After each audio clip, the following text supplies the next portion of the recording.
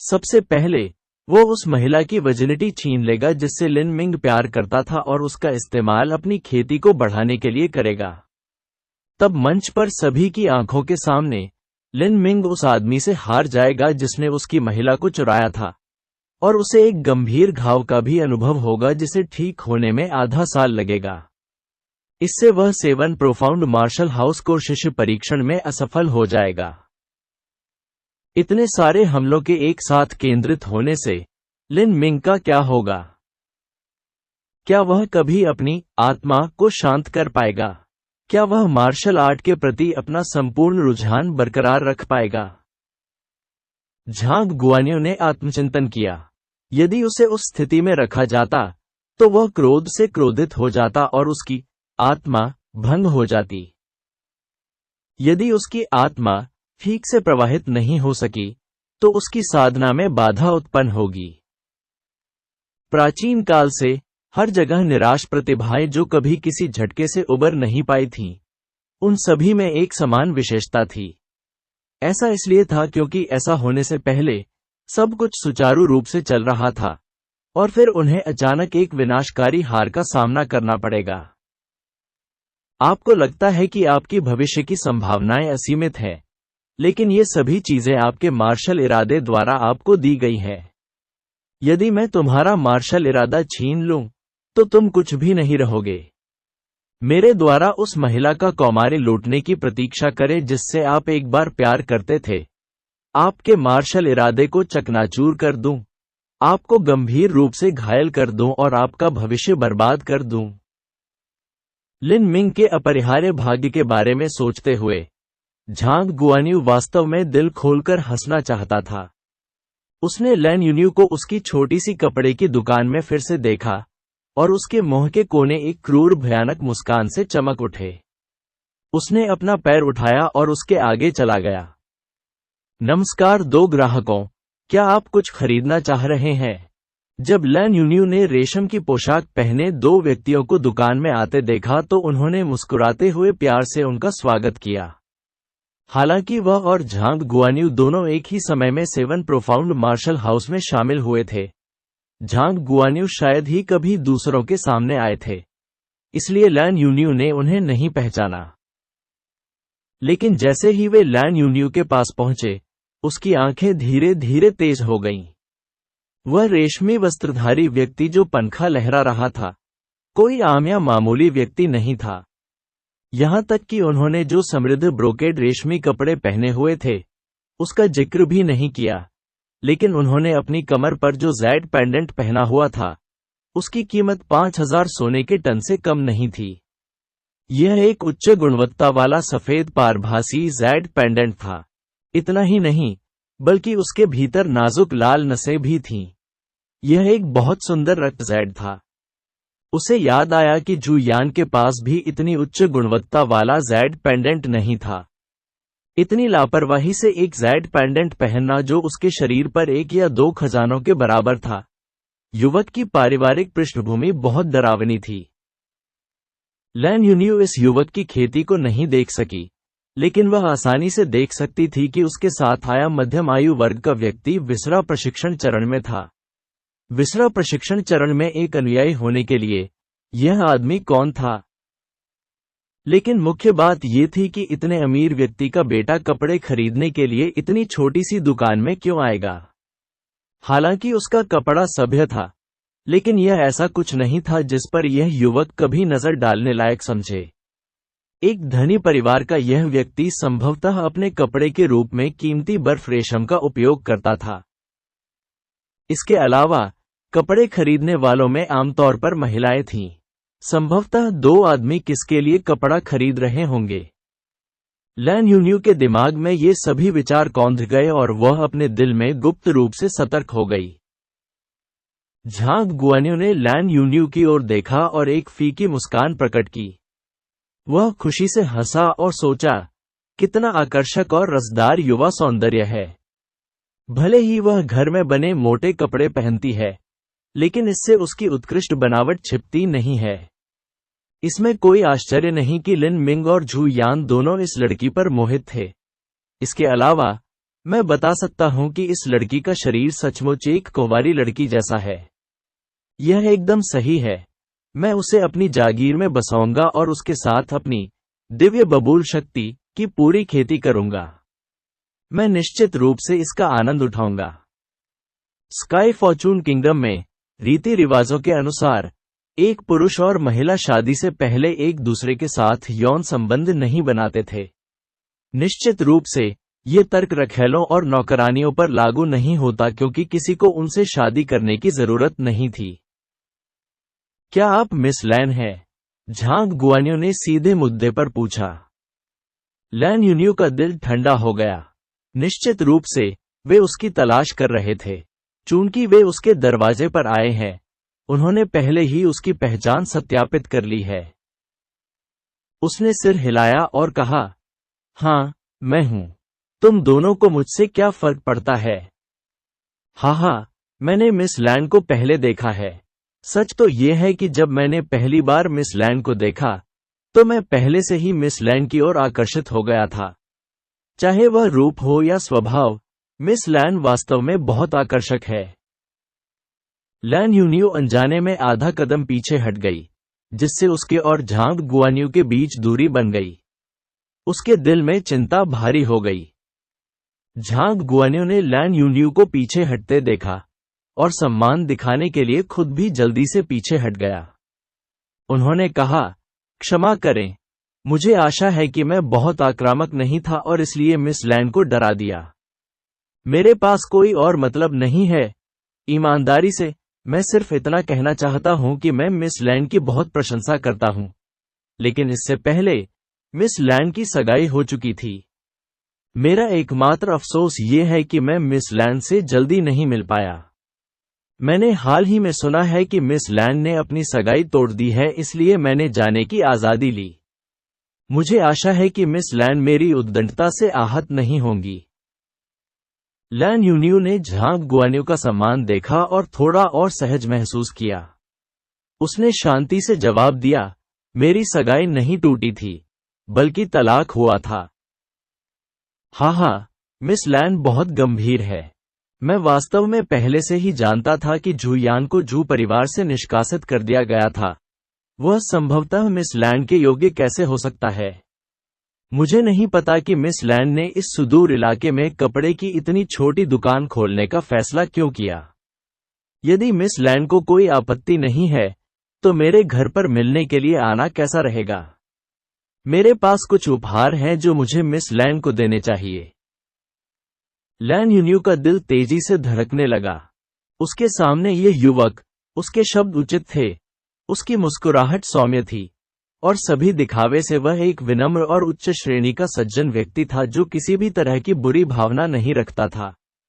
हालांकि लैन यूनियो को अचानक लगा कि उसके साथ कुछ गड़बड़ है। लैन यूनियो को पता था कि उसकी स्थिति कितनी संवेदनशील थी। वह लिन मिंग की पूर्व प्रेमिका थी। केवल इसी बिंदु पर, भले ही कोई अमीर परिवार का बेटा हो जो उसे पसंद करता हो, वे इतने पागल नहीं होंगे कि यहां आकर उसका फायदा उठाने की कोशिश करें।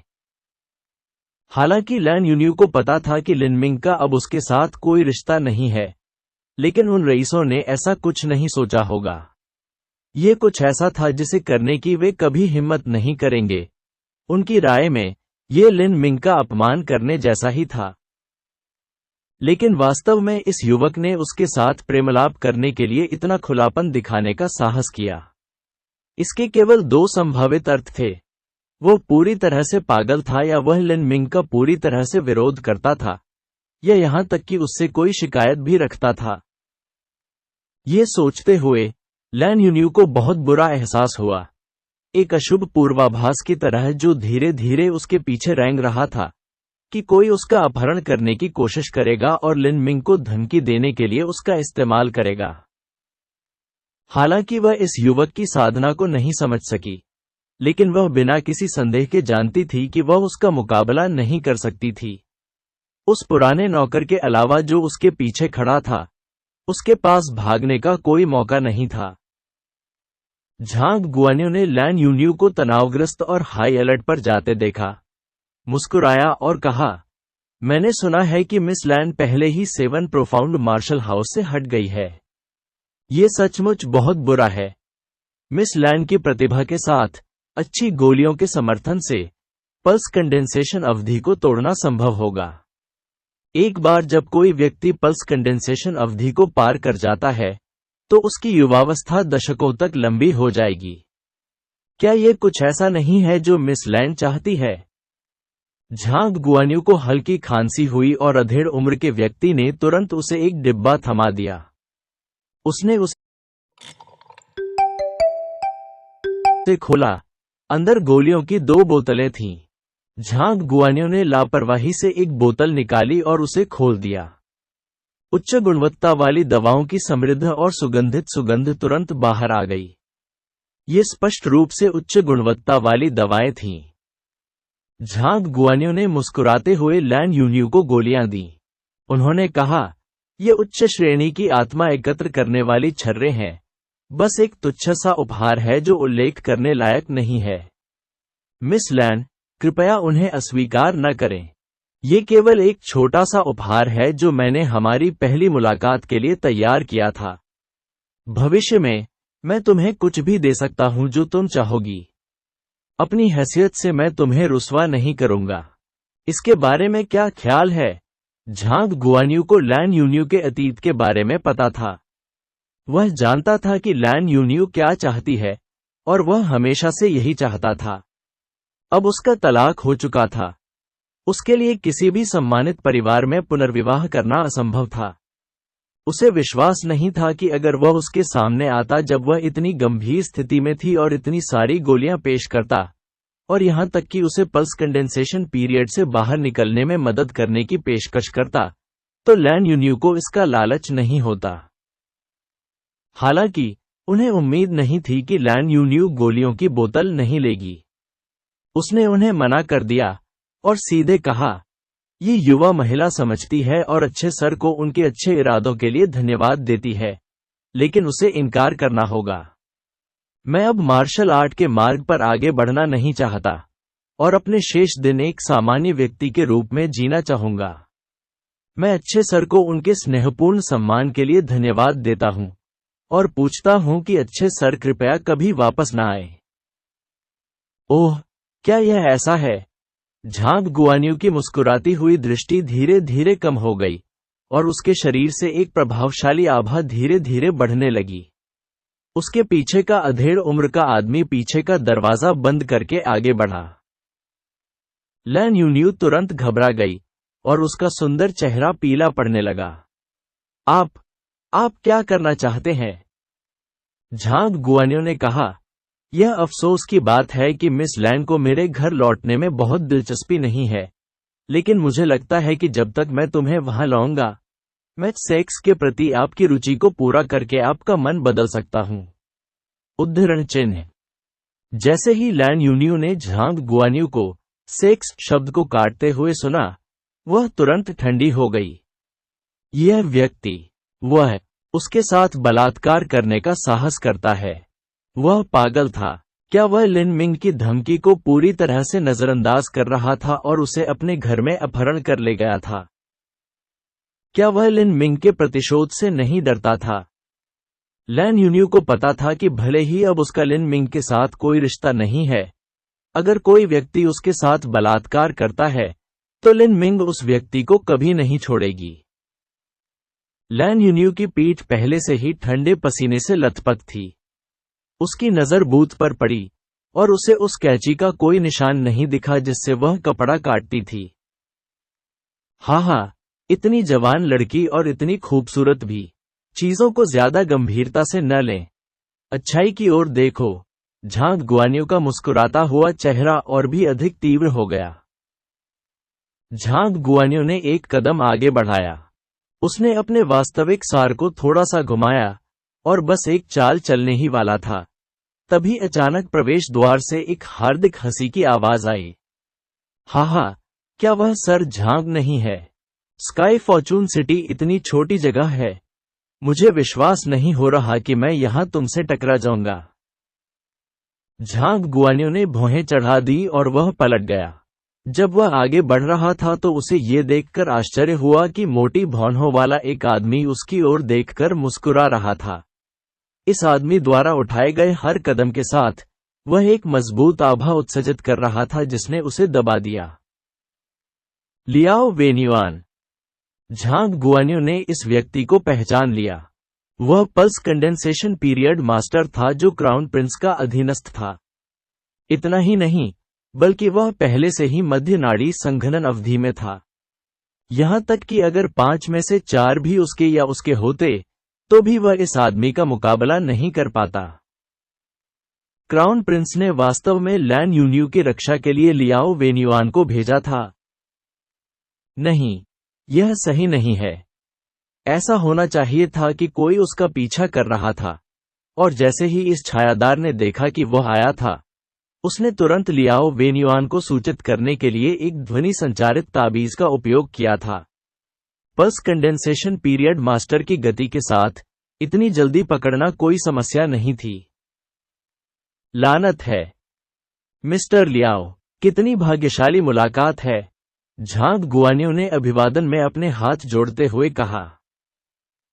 सौभाग्यपूर्ण मिलन, सौभाग्यशाली मिलन, लियाओ वेन्युआन ने अपने हाथ जोड़े और शिष्टाचार लौटाया। उन्होंने शांति से पूछा, क्या सर झांग भी यहां कपड़ा खरीदने आए हैं? ओह, ये सर्दियों की शुरुआत के लिए है।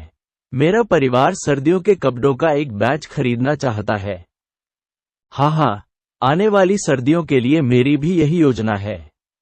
मैं जल्दी आ गया, लेकिन यह नहीं सोचा था कि मैं सर झांग से भी कपड़ा चुनते हुए मिलूंगा। ये कितना भाग्यशाली संयोग है। सर झांग ने मेरे साथ कपड़ा कैसे चुना? हे, झांग गुआन्यू अचानक मुस्कुराया, लेकिन उसके मुस्कुराते चेहरे पर जानलेवा इरादे का हल्का सा निशान था। उन्होंने ठंडे स्वर में कहा, अपने आप को परेशान मत करो मिस्टर लियाओ। मिस्टर लियाओ को बेझिझक अपना कपड़ा खुद चुनना चाहिए। इस साल जब सर्दी आएगी तो बेहतर होगा कि आप ठिठुर कर मर न जाएं। झांग गुआन्यू ने ये कहने के बाद अपने हाथों में पंखा लहराया, अपनी आस्तीनें झटकी और दुकान से बाहर चला गया। जाने से पहले झांग गुआन्यू की स्पष्ट धमकी सुनकर लियाओ वेन्युआन केवल मुस्कुराया और जम्हाई ली। वह पल्स कंडेंसेशन पीरियड मास्टर थे और अलाइड ट्रेड एसोसिएशन से नहीं डरते थे। वह युवराज का अधीनस्थ भी था। झांग गुआन्यू संभवतः उसके साथ क्या कर सकता था, ये केवल तब हुआ जब वह झांग गुआन्यू को समझ नहीं पा रही थी कि लैन यून्यू ने राहत की सांस ली। उसकी उंगलियां कांप रही थीं। एक क्षण पहले क्या उस आदमी ने सर झांग कहा था? क्या यह संभव था कि वह युवक झांग गुआन्यू था? हालांकि वह अब लिन मिंग के बारे में अपने मन में विचार नहीं रखती थी, लेकिन लैन यून्यू ने अभी भी अनजाने में लिन मिंग की खबर सुनी थी। वह जानती थी कि अब से 4 महीने बाद लिन मिंग झांग गुआन्यू को चुनौती देगी। क्या इसी वजह से झांग गुआन्यू उसके साथ इतना क्रूर कुछ करना चाहता था? लेकिन यह एक चुनौती से ज्यादा कुछ नहीं था, तो वह ऐसा क्यों करेगा? लैन यून्यू को समझ नहीं आया। यह केवल लैन यून्यू ही नहीं थी जो समझ नहीं पाई। लिन मिंग ने कभी सोचा भी नहीं था कि झांग गुआन्यू इस हद तक विक्षिप्त हो जाएगा कि यह व्यक्ति दुनिया में सब कुछ हासिल करना चाहेगा। महिमा, पद, स्त्री, सभी उसके थे और जो कोई भी इन पर अतिक्रमण करने की धमकी देगा, वह उसके लिए कांटा बन जाएगा। कोई भी सामान्य व्यक्ति, जैसे कि 10वां राजकुमार, भले ही वे लिन मिंग को अपने पक्ष में कांटा मानते हों, वे कभी भी उनके खिलाफ जाने की हिम्मत नहीं करेंगे। वे बाहरी तौर पर मुस्कुराएंगे और सद्भावना दिखाएंगे, लेकिन झांग गुआन्यू अलग थे। जो कोई भी उसे धमकी देगा, उसे उसका पागल प्रतिशोध मिलेगा। मिस लैन, क्या आप ठीक हैं? लियाओ वेन्युआन मुस्कुराए। हालांकि वह लैन यून्यू और लिन मिंग के अतीत को जानता था, लेकिन उसने इस लड़की को तुच्छ नहीं समझा। इस दुनिया में 2 तरह के साथी थे जिनके लिए आभारी महसूस करना जरूरी था। पहली एक महिला थी। जब सब कुछ खराब हो जाता था, तब भी वे अपने पति के साथ खड़ी रहती थी और अपने पति के साथ कठिन समय को पार करती थी। दूसरा एक उभरते करियर वाला एक सफल व्यक्ति था जो अपनी पहली पत्नी के साथ जीवन भर साथ निभाएगा। इन दो प्रकार के साथियों का मिलना जीवन के महान सौभाग्यों में से एक होगा। लेकिन अगर कोई ऐसे व्यक्ति से नहीं मिल पाता तो इसके लिए किसी को दोषी भी नहीं ठहराया जा सकता। धन्यवाद। धन्यवाद वरिष्ठ। मैं सीनियर का नाम पूछता हूं। लैन यून्यू ने अपने होंठ काटे और झुक गई। बिना किसी संदेह के घनी भौहों वाला यह डराने वाला आदमी उसकी रक्षा करने आया था। एक मार्शल आर्ट मास्टर बनने के लिए जो एक सामान्य महिला की रक्षा करेगा, उसका लिन मिंग से किसी प्रकार का संबंध होना चाहिए। मिस लैन को विनम्र होने की आवश्यकता नहीं है। मेरा उपनाम लियाओ है। मेरा नाम लियाओ वेन्युआन है। बस मुझे मिस्टर लियाओ कहो। सीनियर लियाओ की दयालुता ये युवा महिला कभी नहीं भूलेगी। हाँ, तुम्हें मुझे धन्यवाद देने की जरूरत नहीं है। मैं वैसा ही कर रहा था जैसा मुझे निर्देश दिया गया था। लैन यून्यू झिझकी और पूछने से खुद को नहीं रोक सकी। क्या मैं पूछ सकती हूं कि सीनियर लियाओ और मिस्टर लिन कैसे हैं? लियाओ वेन्युआन ने लैन यून्यू को ये कहते सुना और मुस्कुराया। मिस्टर लिन, हाँ मिस लैन, जब आप ऐसा कहती हैं तो मैं कैसे प्रतिक्रिया नहीं देता। ये लिन मिंग है ना? लैन यून्यू ने अजीब तरह से सिर हिलाया। वह अब एक सामान्य व्यक्ति थी और उसके सामने ये लियाओ वेन्युआन संभवतः पल्स कंडेंसेशन अवधि में एक मास्टर और एक उपाधि प्राप्त अभिजात थी। उसे उसके साथ सम्मानजनक तरीके से पेश आना चाहिए और मिस्टर कहकर बुलाना चाहिए। लेकिन लिन मिंग की स्थिति 7 प्रोफाउंड मार्शल हाउस के एक प्रमुख शिष्य की थी, इसलिए उनकी स्थिति वास्तव में लियाओ वेन्युआन से अधिक थी।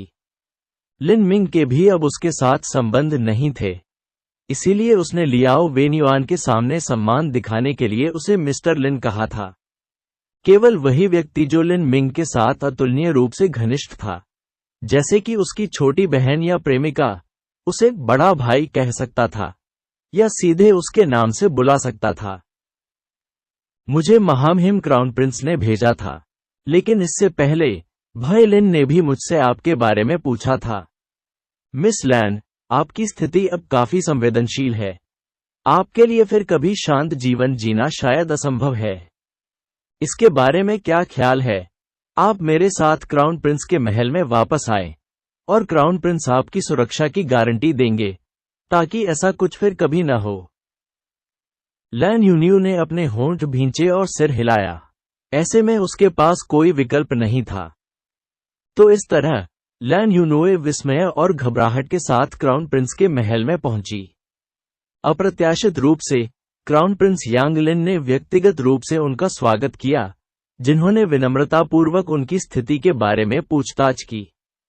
लैन यून्यू को तब क्राउन प्रिंस के महल के भीतर एक खूबसूरत कमरे में व्यवस्थित किया गया था और कुछ नौकरानियों को विशेष रूप से लैन यून्यू की देखभाल के लिए भेजा गया था।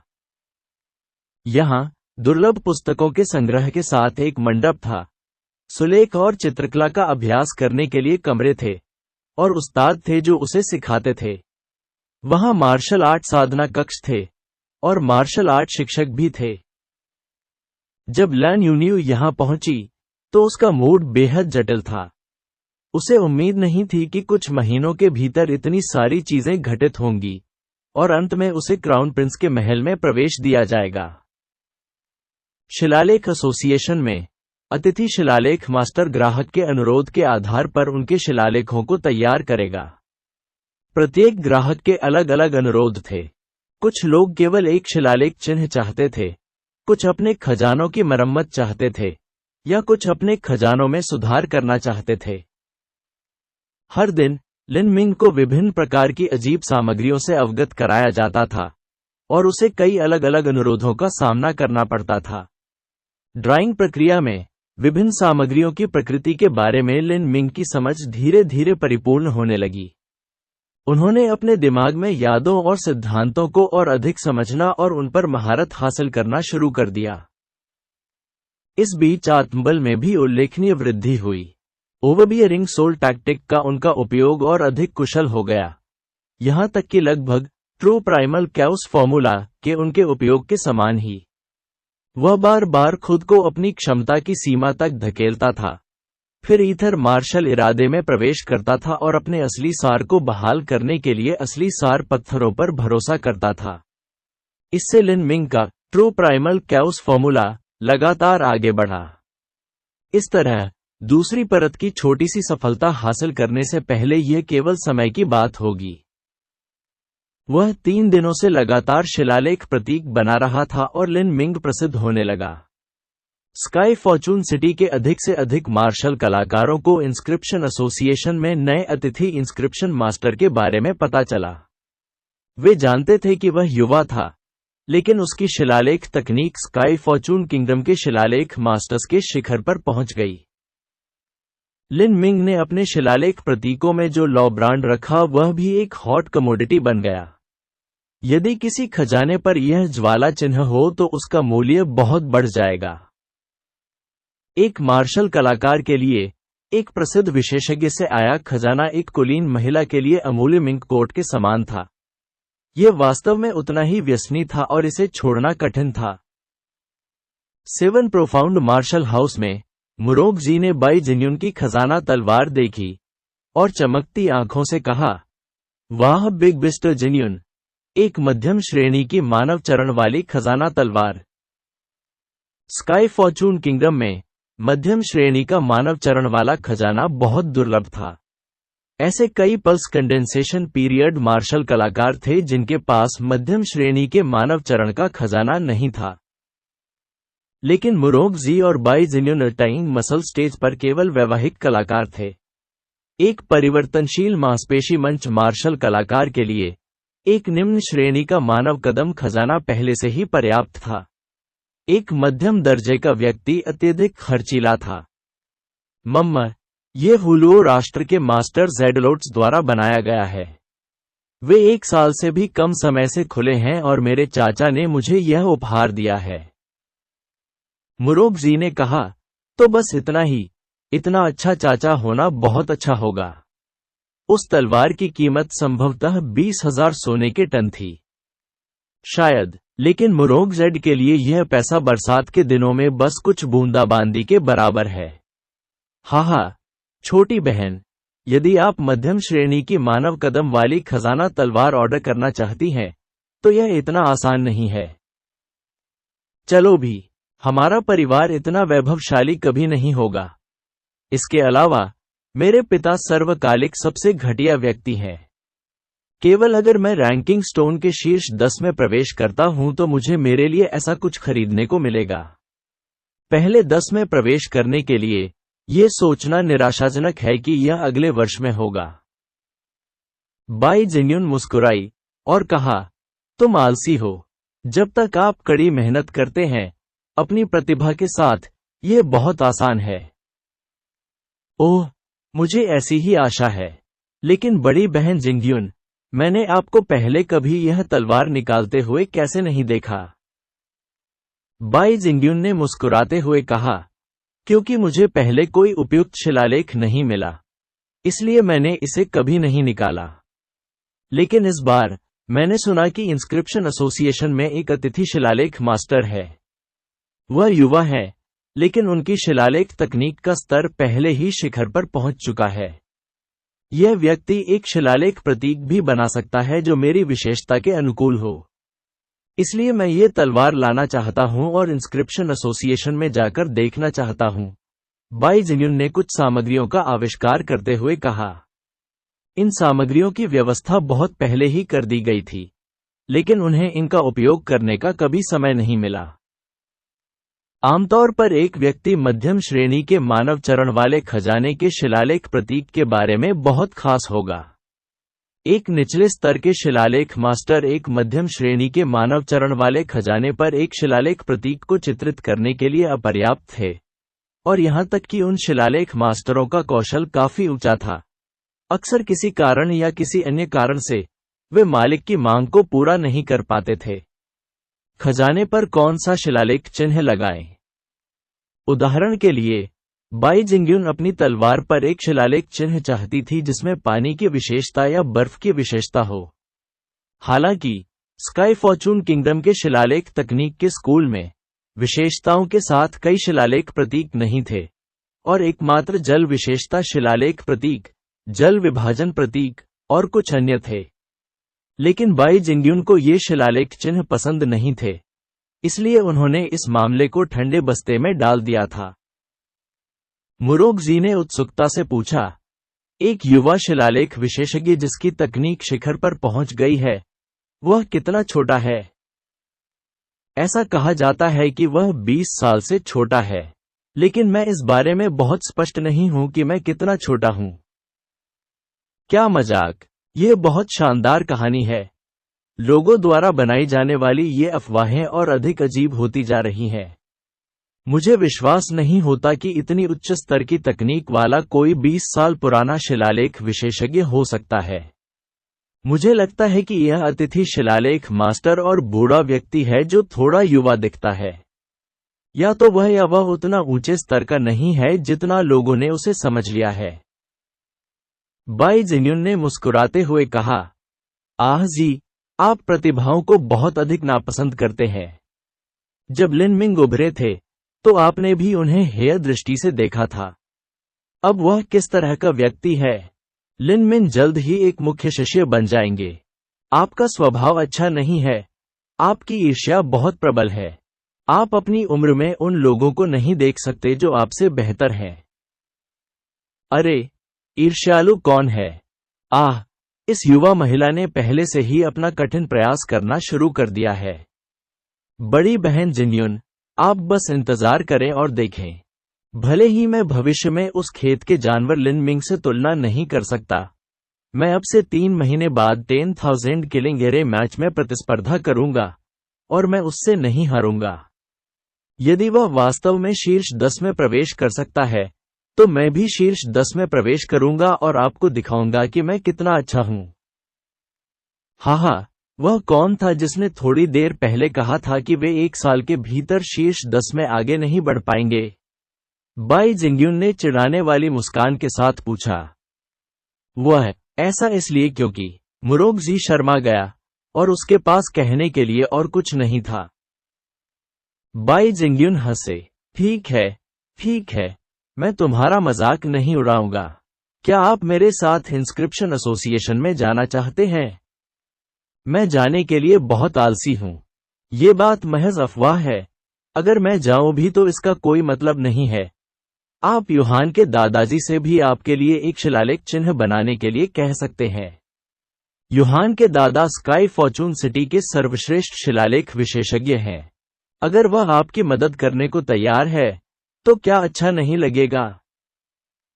बाई जिंग्युन ने कहा, मुझे एक जल विशेषता शिलालेख प्रतीक चाहिए। राष्ट्रपति वांग उनमें उत्कृष्टता नहीं रखते हैं। शिलालेख उद्योग में विशेषज्ञताएं थीं। हालांकि वांग जुआनजी को शिलालेख तकनीकों में कई उपलब्धियां थीं और वह 5 मौलिक शिलालेख प्रतीकों के संबंध में बहुत कुशल थे। उन्होंने केवल आग और धातु विशेषता शिलालेख प्रतीकों में उत्कृष्टता हासिल की। तो फिर मैं पहले जाऊंगा। आप अच्छा अभ्यास करें। मैं अब से 3 महीने बाद आपको शीर्ष 10 में देखने का इंतजार करूंगा। बाई जिंग्युन ने चिढ़ाया। ठीक है, मैं तुम्हारे साथ चलूंगा। मैं तो बस मजाक कर रहा था। आप इतने गंभीर क्यों हैं? मुरोगजी ने क्रोधपूर्वक कहा। उसने बाई जिंग्युन की ओर चिढ़ भरी नजर डाली।